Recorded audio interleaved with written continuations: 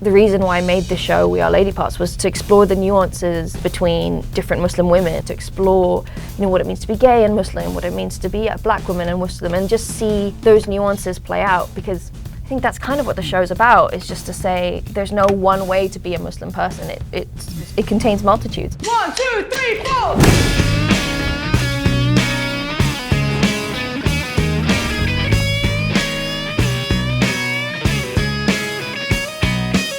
I so loved ending season 1 on that high of the band finally playing their gig. But I think I knew for season 2 I wanted to sort of move things along. I mean, it took me a while to figure out how far along we wanted to start it. We kind of wanted to acknowledge that a little bit of time had passed, and also that the girls are older and they're kind of, looking at life a little bit differently. And so we wanted to get into the idea of that they're not just kids mucking about anymore. Yeah. They're ladies. We're recording this album. We should have been excited, but we were all a little jangly. We got to set up all these amazing characters, and it just felt right to then go in a bit deeper to each of their individual lives. And as we started writing and developing, it just felt like the natural thing to do, I think. And the girls are just, each of them, so strong as actors and performers that it felt so natural, didn't it? Yeah. Let's do a girl power anthem.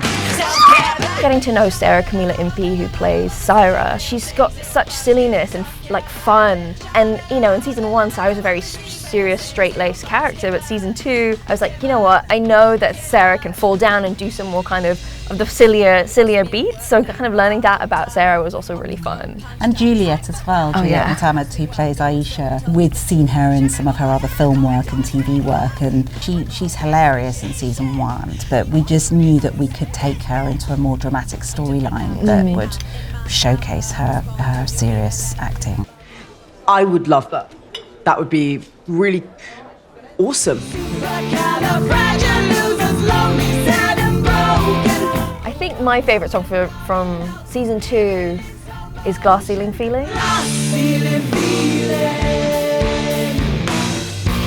I think because it was such a departure from what we'd done before and all the other songs, it was the sort of biggest risk for me. I'm so proud of that song. It's probably the most serious song, but it felt like some sort of growth happened in writing that song for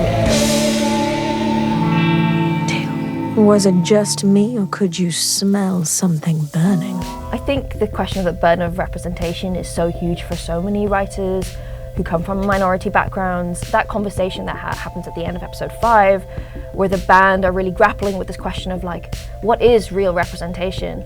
I mean, it came out of this writer's room where it was this group of Muslim women, all from different backgrounds, just having this very heated debate of what our role is as creatives. I had this moment in that room where I was like, this is the scene, and this is the joy of having a show which has 5 cast members, 5 leads, that you can put those issues that are really meaty and chewy and hard to kind of find your way through and just give it to this group of this cast and really bounce that issue around the room. And it just felt very real and true.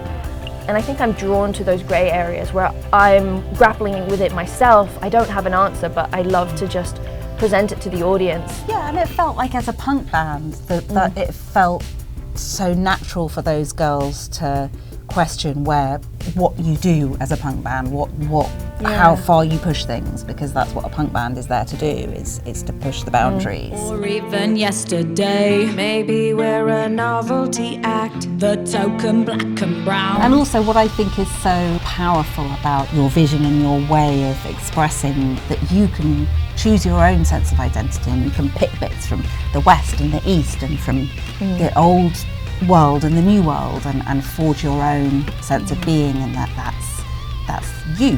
It's kind of rad. And I feel like nobody else has expressed that as articulately with humour. Aisha's sexy spice and Syra's cool spice.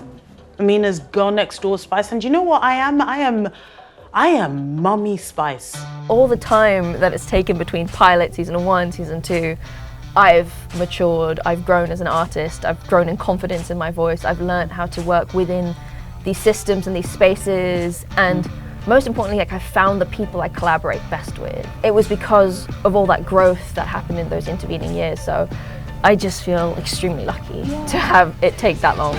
Lady Parts is more important than any one of us. You guys better go out there, show the world who we are.